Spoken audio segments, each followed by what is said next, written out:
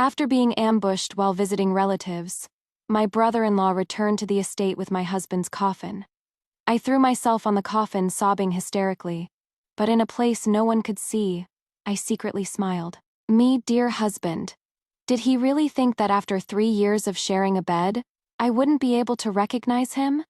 Since he would rather fake his death to be with his beloved. Then I, his widow, would have to take over the vast family fortune. 7 days ago, my husband, Julian, and his younger brother, Ethan, went to visit relatives. They were supposed to return yesterday, but there was no sign of them. At dawn this morning, news came that their party had been attacked by bandits on their way back, with heavy casualties. I stood on the steps in front of the estate gate, my heart pounding as I watched a carriage slowly approach in the distance. The curtain was lifted, and a familiar figure bent down to get out. I instinctively took a step forward, but before I could speak, a figure in a pale yellow dress rushed past me and threw herself into his arms. Ethan. My sister-in-law. Clara's voice was choked with sobs, her slender arms wrapped tightly around his waist. You are finally back. I froze. Although Julian and Ethan were twins, after 3 years of living together, I was confident I could tell them apart at a glance. But Clara's actions made me momentarily doubt myself. The man raised a hand and gently patted her back, his voice low and comforting. It is all right, Clara. Don't be afraid.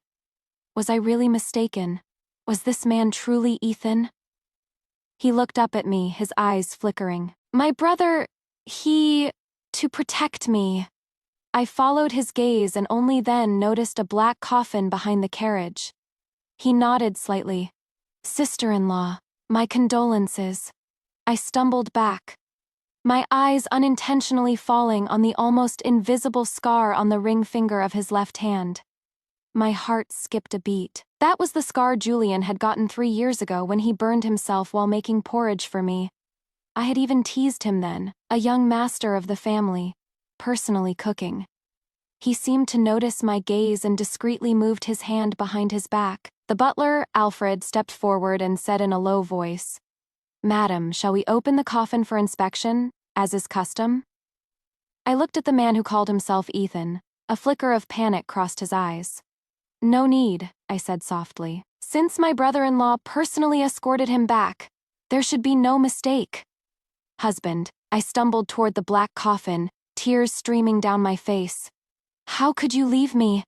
The coffin was icy cold, still stained with wet blood. I threw myself on it and wept, my shoulders shaking, as if I were truly heartbroken. Isabel, don't be like this. My mother-in-law, Mrs. Vance, came to help me up, her own tears flowing. You must take care of yourself for Leo's sake. Leo was my son with Julian, not yet a year old, currently sleeping soundly in his wet nurse's arms. I slowly stood up and said softly, Alfred, set up the mourning hall. Through my tear-blurred vision, I saw Ethan whispering something to Clara. His fingers unconsciously caressed her waist, a habitual gesture of Julian's. A sharp pain shot through me, quickly turning to scorn. Julian, my dear husband, did you really think that after 3 years of sharing a bed, I wouldn't be able to recognize you? I gently smoothed the wrinkles on my sleeve, a barely perceptible smile on my lips. Since you would rather fake your death to be with your beloved, then I will grant your wish.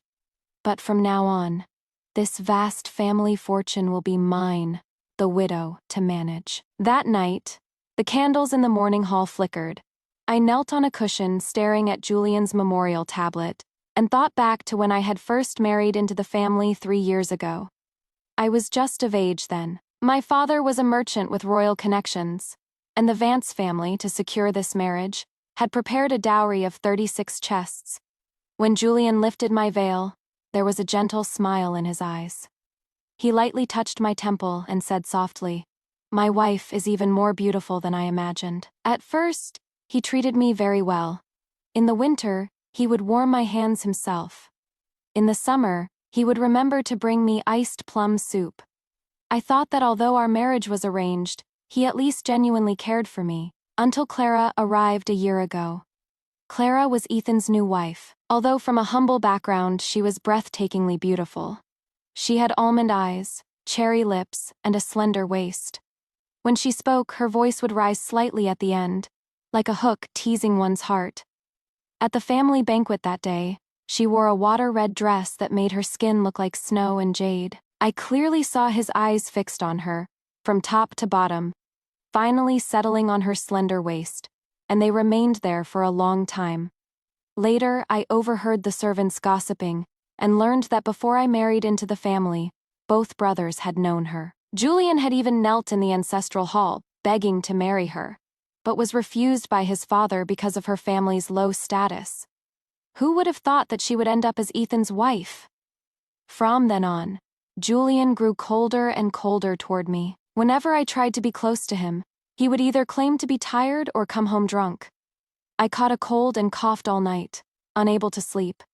Not only did he not care, but he also complained that I was disturbing his rest and moved to the study with his bedding. The next day, I forced myself to get up, only to see him in the small kitchen, personally brewing pear soup. I thought it was for me, and a warmth spread through my chest.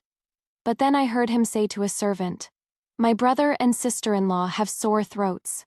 Take this pear soup to them." During the mid-autumn festival, he didn't even taste the mooncakes I had made, saying they were too sweet and tossing them aside. But he devoured the mooncakes sent from the west courtyard, praising them endlessly. Sister-in-law is so skilled. Later, I found out that those mooncakes had been made by the kitchen's cook. What broke my heart the most was when I went to his study to bring him ginseng soup and overheard him complaining to a servant. If it weren't for my parents' orders, why would I have married her? Clara is what you call a woman. Isabel just looks at account books all day. So boring. I stood outside the door, the soup bowl scalding my palm, but the pain was nothing compared to the ache in my heart. I thought he was just talking, but a month ago, as I was passing the rockery in the back garden, I heard a rustling sound. Through a crack in the rockery, I saw him pressing Clara against the stone wall, kissing her passionately. "Julian," Clara gently pushed him. "Don't be like this. What if someone sees?" "So what if they do?" His voice was hoarse.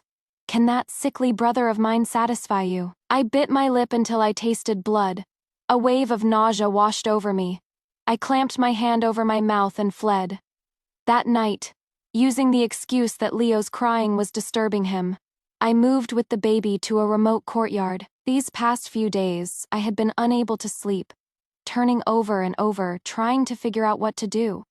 I had wanted to serve him divorce papers several times, but every time I looked at Leo's innocent sleeping face, I couldn't bring myself to do it. I had planned to wait until Leo was a little older, but I never thought he would make the choice for me first. "Madam," Alfred's voice pulled me from my memories. He handed me an account book and said in a low voice, "I've checked. Last month, the young master withdrew 500 taels of silver, claiming it was for business expenses." I opened the book, my fingers tracing his familiar handwriting. "Find out where this 500 taels went," I said, closing the book, "and keep an eye on the west courtyard." The candle flame flickered. I ran my fingers over the edge of the account book. I had a feeling this was not as simple as it seemed. The next morning, Clara sauntered into the morning hall. Although she was wearing a plain white morning dress, a hint of a crimson undergarment peeked out from the collar, and the silver hairpin in her hair had been replaced with a gold one that glinted in the morning light. "Sister-in-law has been keeping vigil all night. It must be so tiring," she said, her voice drawn out, as she knelt on the cushion beside me. I could smell the cloying scent of her perfume, mixed with the sandalwood of the morning hall. She pretended to toss a few pieces of paper money into the brazier, then suddenly cried out, "Oops!" and fell toward me. I moved aside, and she fell directly onto the altar, knocking the memorial tablet with a clang. "Be careful, sister-in-law," I said, watching her theatrics with cold eyes. "To be disrespectful before the deceased is a great offense." Just as she was about to argue, a cough came from the doorway. Julian was leaning against the doorframe.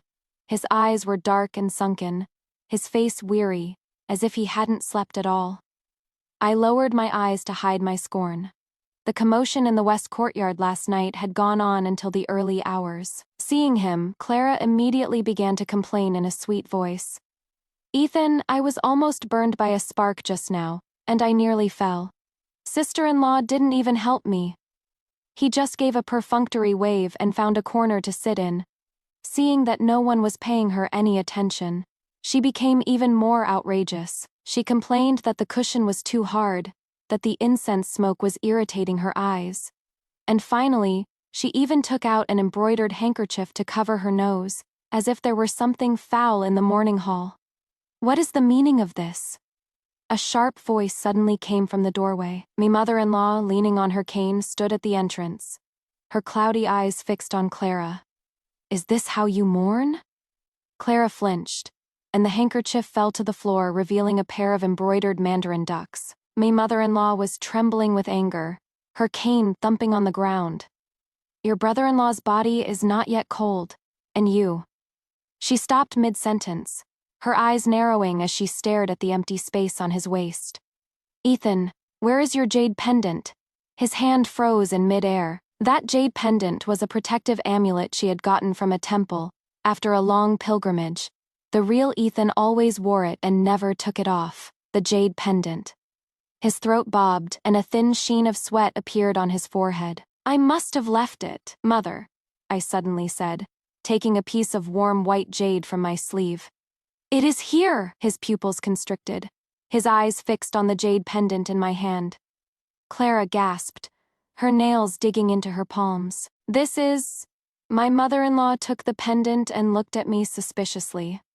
"Alfred found it in the coffin when he was preparing my husband's body," I explained gently.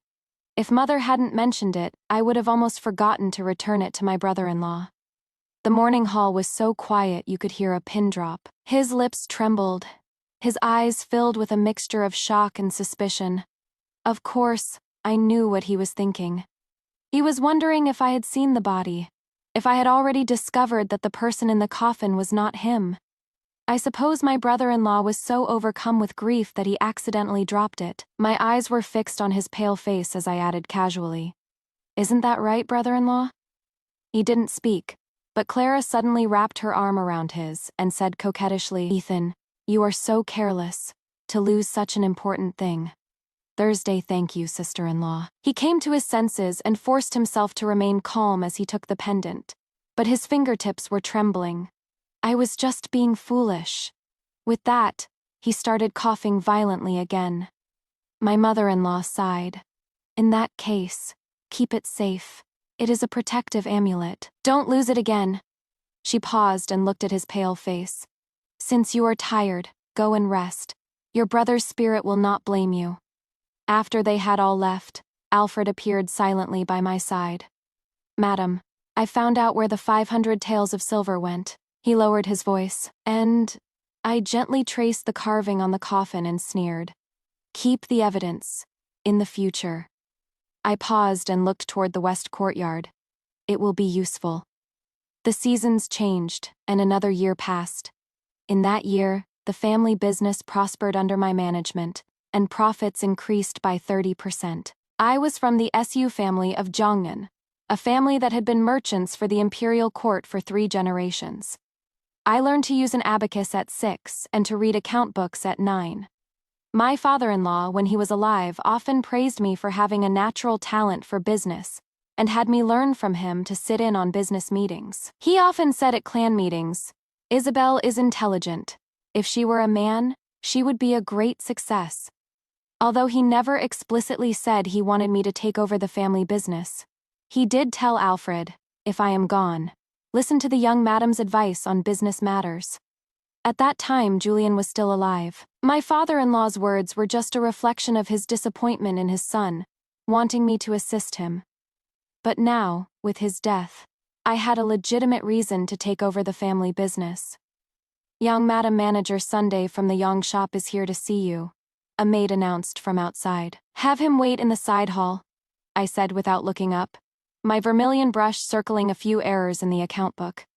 "Tell him I am reviewing the accounts he submitted last month." I remember how those managers used to be. They couldn't stand a woman in charge and would secretly cause trouble, submitting account books full of errors. It wasn't until I used my family's connections to cut off 3 of their illicit sources of income, and in front of all the managers, had a few of the ones who had cooked the books thrown in jail, that they finally understood who was in charge now. 2 months ago, I personally led a caravan to the western regions. I returned not only with spices more valuable than gold but also with long-term trade agreements with several western countries. Those managers who had once sneered at me, now, when they saw me, would they not respectfully call me young madam? A sweet laugh suddenly came from outside the window. Looking up, I saw Clara in the courtyard, leaning against him and feeding him grapes. For the past year, this wild couple had not been shy about their affection in front of me, admiring flowers one day, listening to music the next, finding new ways to annoy me. Madam, Alfred began, then stopped. Ignore them, I said, dipping my brush in the ink.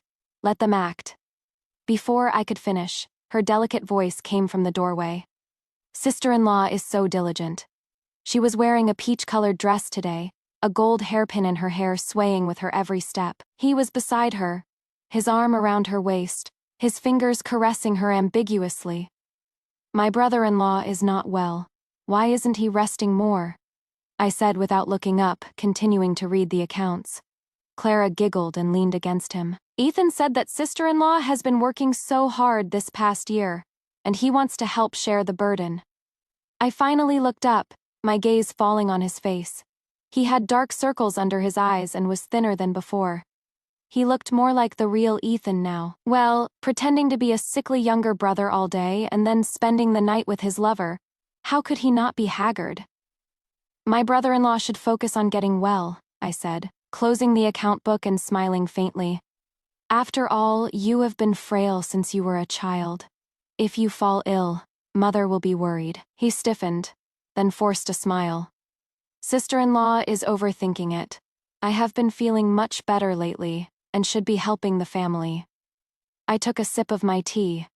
Oh, then why don't we have Dr. Lee take a look? If my brother-in-law is truly well, I will hand over the silk shop in the East City to you. His fingers clenched. Dr. Lee was the family's old physician who had been treating Ethan since he was a child, and was very familiar with his pulse. If he were to examine him now, he would immediately discover that this Ethan was not ill at all. And no need. A sheen of sweat appeared on his forehead, and he coughed a few times. I suddenly feel a little dizzy. Let's talk about it another day. Clara quickly helped him up. Ethan, I'll help you back to your room to rest. Watching their hasty retreat, I let out a soft laugh. At lunch, my mother-in-law brought it up as expected. Ethan told me this morning that he wants to help with the business. She placed a piece of fish in my bowl, her tone hesitant. I was thinking, if he is feeling better, he could help share your burden. I put down my chopsticks. Mother is right. But I looked worried. Dr. Lee just said yesterday that my brother-in-law's cough is best not aggravated by stress. A while ago, the son of the Zhao family in the East City, he overworked himself and fell ill. My mother-in-law's chopsticks froze. I was thinking, I continued gently, why don't we have my brother-in-law look at the account books for now?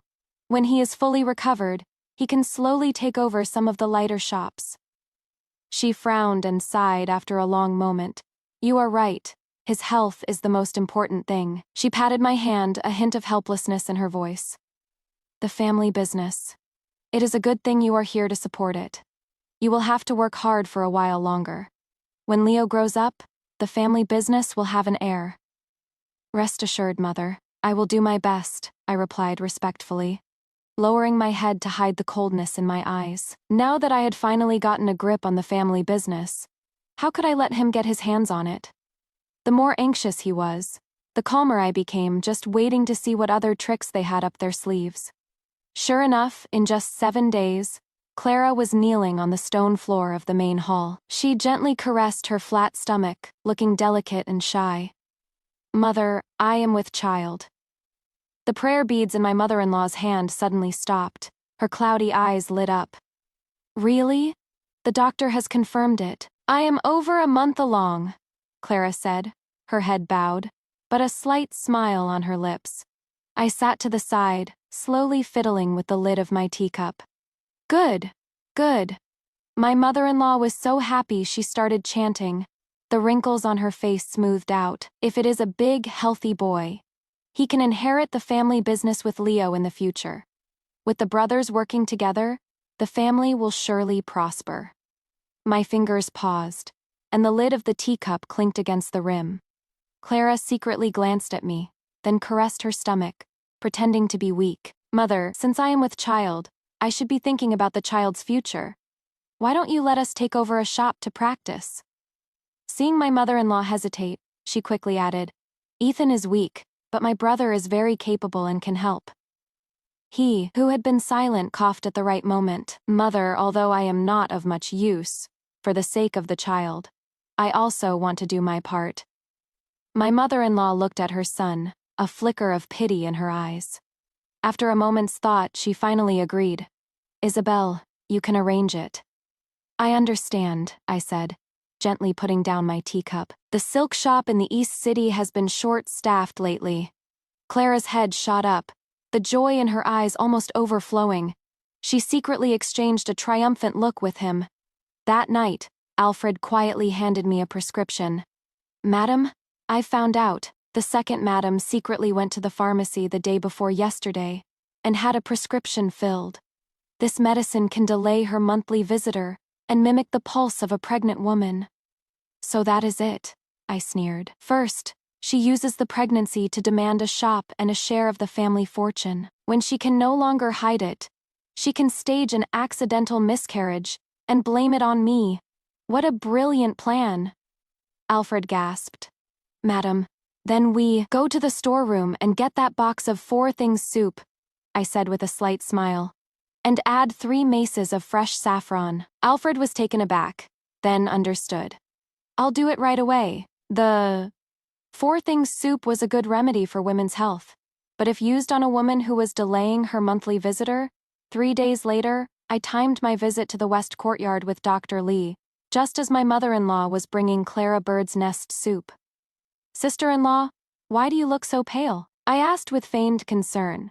A thin sheen of sweat appeared on Clara's forehead, but she forced herself to remain calm and caressed her flat stomach. Perhaps it is just the summer heat. I smiled faintly. Of course. She didn't know that the fake pregnancy soup she had been taking every day had been replaced by a potent blood-moving and stasis-removing drug. Dr. Lee, please have a look at the second madam, I said, stepping back. We mustn't upset the fetus. Clara confidently extended her wrist, even puffing out her barely changed belly. Dr. Lee took her pulse, his brow furrowing deeper and deeper. What is wrong? My mother-in-law asked anxiously. This? Dr. Lee hesitated and glanced at me. Speak freely, I said gently. The second madam's pulse is tight and slippery, a clear sign of an impending monthly visitor. There is no sign of pregnancy. The room fell silent. Nonsense. Clara snatched her hand back, but her face suddenly changed. A patch of glaring crimson was slowly spreading on her moon-white skirt. Blood. I am bleeding, she suddenly shrieked, grabbing Dr. Lee's sleeve. The baby. Save my baby. Dr. Lee stumbled. The second madam has never been pregnant.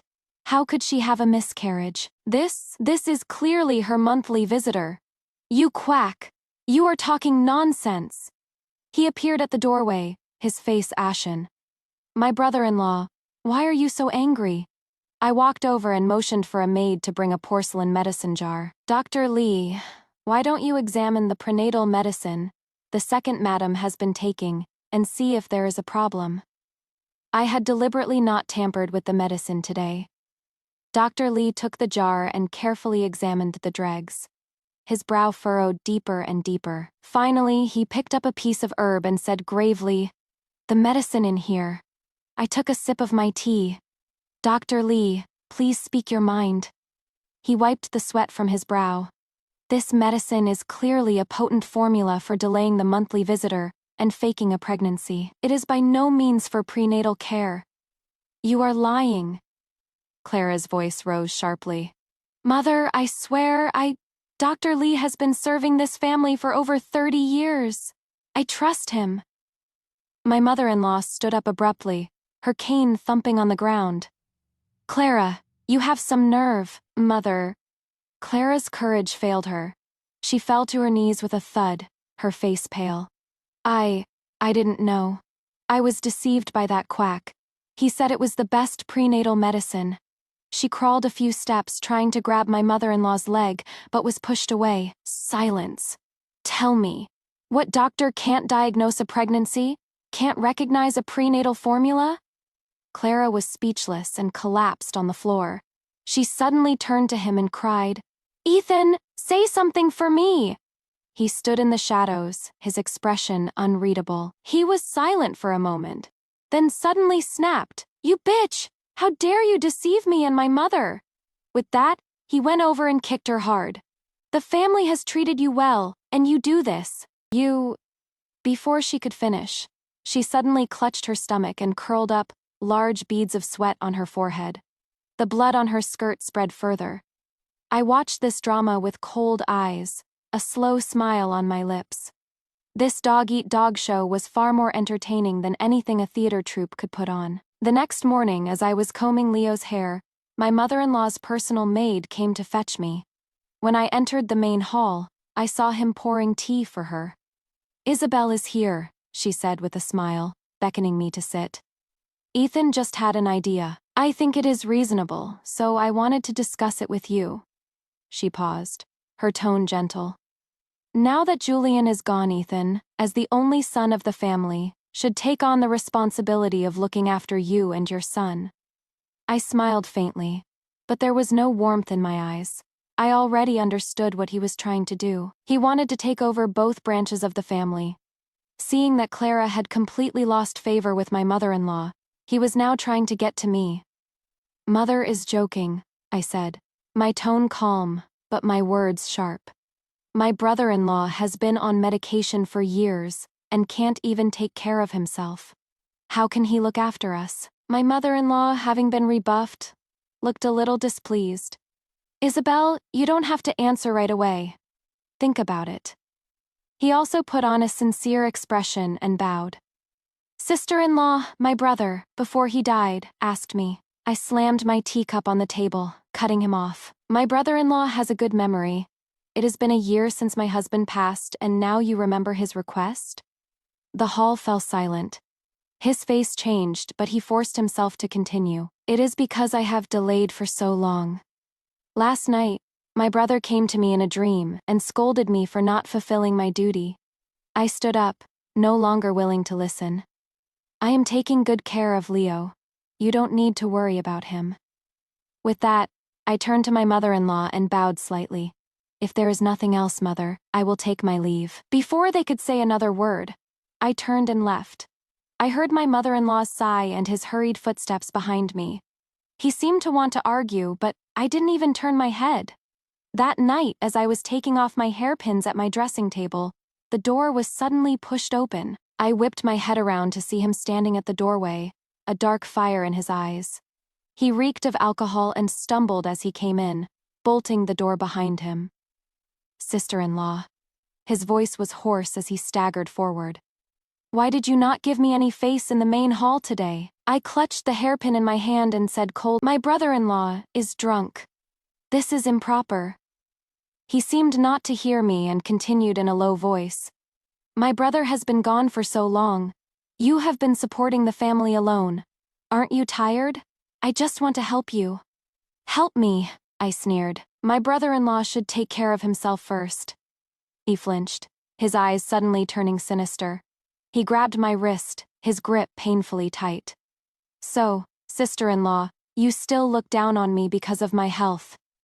He leaned in, his hot alcohol-laced breath on my ear. "Why don't we see if I am capable or not?" Seeing him like this, it seemed he wasn't even pretending anymore.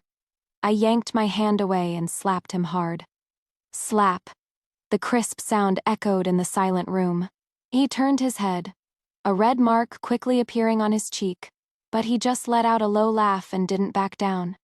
I pressed the tip of the hairpin to his throat.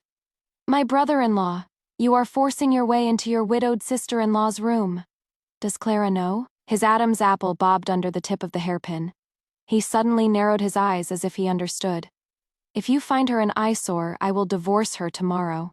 How about that? My brother-in-law, do not joke like this, I said, pressing the hairpin tighter. If you want to maintain your dignity, leave now. He let out a low laugh and swayed as he bowed. Yes, I was being presumptuous. I quickly withdrew the hairpin, deliberately flicking it, the sharp end leaving a thin red line on his neck. He hissed in pain. As he turned to leave, he nearly tripped over his own robes, but he still managed to give me a meaningful look over his shoulder. The next morning, the west courtyard was in an uproar. I will not divorce you. Clara's shrill cries echoed through the entire courtyard.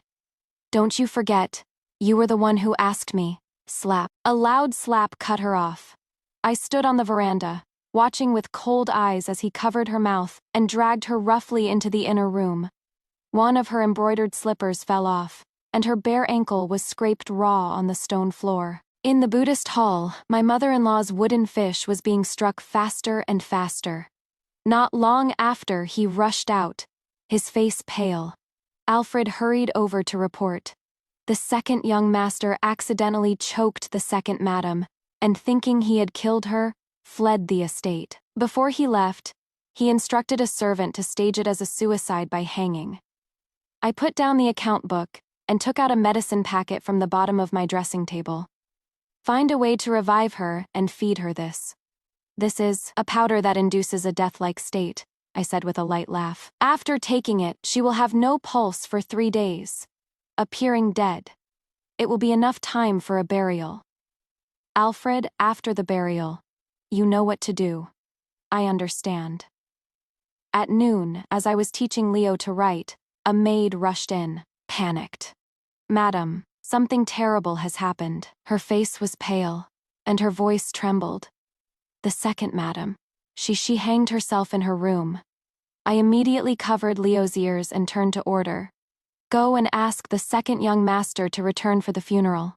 It wasn't until dusk that he finally hurried back. He stood before the mourning hall, looking at the black coffin, his lips twitching almost imperceptibly. He suddenly threw himself at the coffin, clawing at the lid and wailing, I just said a few angry words, how could you? He knelt before the coffin, tracing the carvings with his fingers, as if caressing his lover's face, murmuring, Clara? My Clara? His heartbroken display would have moved anyone. My mother-in-law, supported by 2 maids, walked over to him. Ethan, a person cannot be brought back to life. You must take care of yourself. He suddenly turned and hugged her legs, burying his face in her robes and crying even more hysterically. Mother, how will I go on? She, too, was in tears, gently stroking his hair. Silly child, you still have your mother and your sister-in-law.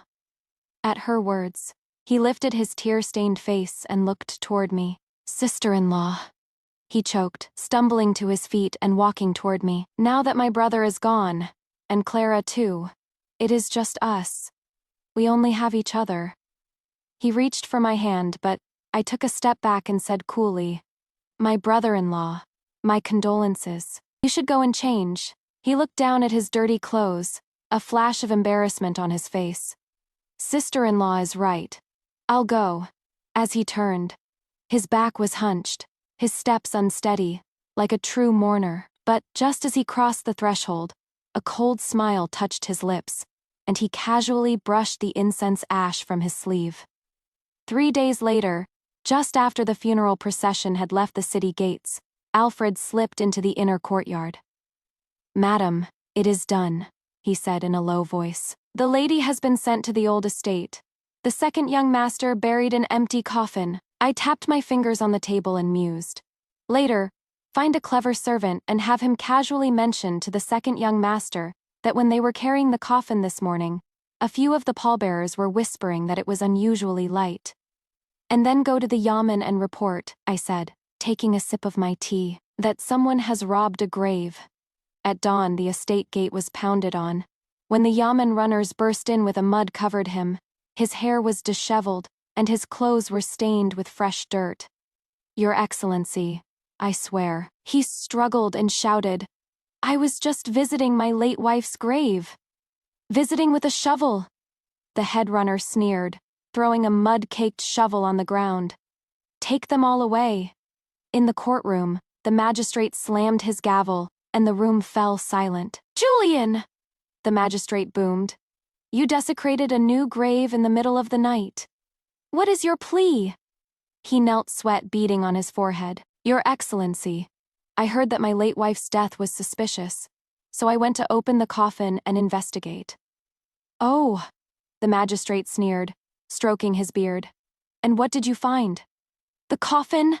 The coffin, he suddenly faltered, his face grim. If you found nothing, I have someone here for you to see, the magistrate said with a meaningful smile. With that, Yamen runners escorted Clara into the courtroom. Her face was pale, and her legs trembled as she walked. But when she saw him, she suddenly lunged at him, tearing at his collar. You beast! He scrambled backwards, stammering. You are alive. Your Excellency. He is not my husband, Ethan, but the eldest young master of the Vance family, Julian. Clara's voice was hoarse. Last year, he hired assassins to kill his own brother. Now he wants to divorce me, and fearing I will expose him, he tried to strangle me to silence me. The courtroom erupted in murmurs. You madwoman! His eyes flickered with panic, but he quickly composed himself. Your Excellency, it is true I wanted a divorce, but what this bitch is saying is all slander. She must have been traumatized and is now falsely accusing me. He coughed violently. My brother died a year ago in a bandit attack. Everyone knows this. He glanced at me, as if grasping at a lifeline. If you don't believe me, my sister-in-law is here, she can testify. The magistrate slammed his gavel. Isabel, step forward. I walked forward slowly, but instead of answering, I took an account book from my sleeve. Your Excellency, I wish to report my late husband, Julian, for hiring assassins to commit murder. You are lying! He thrashed against his chains, the iron rattling. I was talking about my late husband, Julian. Why are you so agitated, brother-in-law? I asked with a light laugh. He was taken aback. I will not allow you to slander my brother. I sneered and continued. Last March, Julian withdrew 500 taels of silver from the accounts, claiming it was for business expenses. But upon investigation, I found that the money went to a man named Black 3. The magistrate frowned. And who is this Black 3? The scribe beside him whispered. Your Excellency, he is the second in command of the Canal Gang, who was arrested last month for a murder at the brothel. The magistrate's expression changed, and he immediately sent for him. Soon, a man with a scarred face was brought in. Black 3, do you recognize the man before you? The magistrate asked gravely. The man narrowed his eyes and stared at him for a long moment, then grinned, revealing a mouthful of yellowed teeth. Well, if it isn't the young master of the Vance family who hired me and my brothers to pretend to be bandits last year for 500 taels. He told us to ambush and kill his sickly younger brother. But before we could even do anything, he pushed the man out of the carriage himself. The sickly one started coughing up blood on the spot. Nonsense, he interrupted hastily, stumbling backward. I have never seen you, and I never gave you any money. You are the ones who committed murder for money, and now you are trying to frame me. I bowed. Your Excellency, I have another witness to call. The magistrate nodded. A sob suddenly came from the back of the courtroom. A lame old man fell to his knees, his forehead hitting the floor with a thud. Your Excellency, I am the old driver of the Vance family, Li Fuquan. That day of the bandit attack, I saw it with my own eyes. It was the eldest young master, who pushed the second young master out of the carriage. His face turned ashen. The magistrate boomed. If you saw it with your own eyes, why did you not come forward then? I was chased and fell from a cliff. I was lucky to survive, but I broke my leg. The old man lifted his trouser leg, revealing a twisted, deformed limb. I saw them kill the second young master with my own eyes, and then I heard that it was the eldest young master who had died. I was so scared. His face was ashen, and he collapsed on the floor. This is impossible. I don't believe it, my mother-in-law murmured, her withered fingers clutching his shoulder. Ethan, tell me this isn't true. You are Ethan. Mother, I said, supporting her swaying body. Do you remember? Julian has a red mole on his left shoulder. We can verify it easily. The magistrate gave a look, and a yamen runner yanked open his collar. The cinnabar mole was glaringly obvious in the sunlight. Me mother-in-law let out a piercing wail and collapsed. The magistrate slammed his gavel. Julian, what else do you have to say? He suddenly threw his head back and laughed. A chilling sound. What irrefutable proof. I have nothing to say. He suddenly turned to my mother-in-law, his eyes blazing with venom. Mother, do you know why I wanted to kill that sickly weakling? The courtroom fell silent. From the time we were children, you only had eyes for him. His voice was terrifyingly hoarse. If he coughed once, you would stay up all night with him. I had a fever for 3 days. Did you even come to see me once? My mother-in-law trembled and got to her feet, her lips moving but no words coming out. He was too weak to study, and you said, "It is fine. We'll just raise him." But if I made a mistake reciting a single line of Confucius, you would make me kneel in the ancestral hall. He pointed to an old whip mark on his shoulder. This scar is from when father beat me with the family whip when I was 12. He stumbled and pointed at me. Even with marriage? I was the one who saw Clara first. But you said her family was too lowly and forced Isabel on me. But when he asked to marry her, you agreed without a second thought. I just couldn't stand him. I just wanted him to die. Slap. A loud slap echoed through the courtroom. Me mother-in-law trembled as she lowered her hand, her aged face streaked with tears. You wicked child. How could you be so foolish? He clutched his cheek, stunned. Your brother was born weak. The doctor said he wouldn't live past his youth. Her voice was hoarse. Your father and I never intended for him to inherit the family business. All that favoritism you saw was just because we thought he didn't have much time. She stumbled forward and grabbed his collar. We made you study hard so you could bring glory to the family. We were strict with you so you could take over the business. She suddenly dragged him toward me and demanded, "And this marriage to the SU family? Search your conscience. In what way is Isabel inferior to that Clara? She is a good homemaker, a skilled businesswoman. All these years his pupils constricted, and he stumbled as he cut her off. Impossible. You were always..." He suddenly burst into hysterical laughter, a mad look in his eyes. What is the use of saying all this now? That sickly weakling is already dead. Dead. I killed him with my own hands. Before he could finish, he started retching violently, as if he were trying to vomit up his own organs. The gavel slammed down, and the magistrate delivered the sentence in a stern voice. Julian hired assassins to commit murder. The evidence is conclusive. He is sentenced to be executed immediately, Clara. Although an accomplice is granted leniency for her testimony, and is sentenced to be exiled for 3,000 miles and serve as a slave on the border. 3 days later, he was taken to the execution ground. The sky was overcast. He stood on the platform, his eyes vacant, staring into the distance until the blade fell. Clara was exiled to the border. As she was dragged away, her figure was stooped, her former charm gone. My mother-in-law fell ill after that day, and spent her days clutching Ethan's old clothes, muttering to herself. I had her moved to the Buddhist hall to rest and assigned a loyal maid to take care of her. 3 years later, on the day of the winter solstice ancestor worship, the scent of sandalwood rose from the incense burner. I held Leo's small hand and placed 3 incense sticks firmly in the burner. The ceremony is complete, Mother. Leo looked up, his eyes full of confusion. What are we doing? I crouched down and straightened his clothes. From now on, your surname is Su, like Mother's. A few of the clan elders exchanged glances, but no one dared to object. As I walked through the corridor, I saw a few of the older clan members whispering. When they saw me, they immediately fell silent and bowed. Second great uncle, I stopped. I heard your grandson wants to learn accounting at the trading company. Have him see Alfred tomorrow. The old man was taken aback, then bowed deeply. "Thank you, head of the house."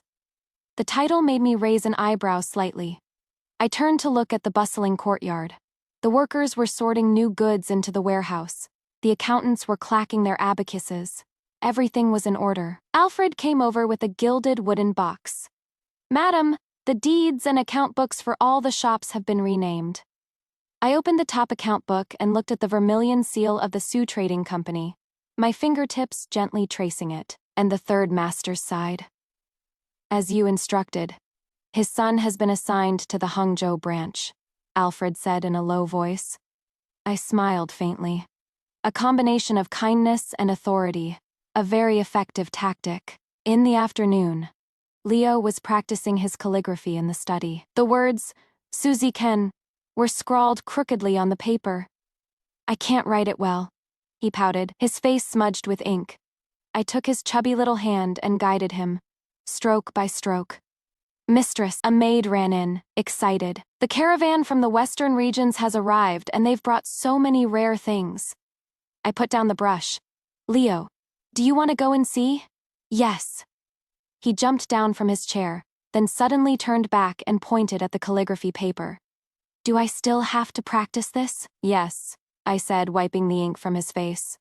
"Not only do you have to practice your writing, but starting tomorrow, you also have to learn accounting." "Why?" "Because," I gently stroked his hair, "Mother wants you to become even better than she is." Looking at this little person who was my own flesh and blood, I suddenly felt that all the plotting and scheming no longer mattered. He suddenly straightened his small back, his eyes as bright as stars. "Okay, then in the future I will be just like Mother, and I will be able to use the abacus with a clatter." The sunlight outside was just right, shining on his innocent face. In a daze, I seemed to see the little girl from many years ago, standing on her tiptoes, peeking at her father doing the accounts.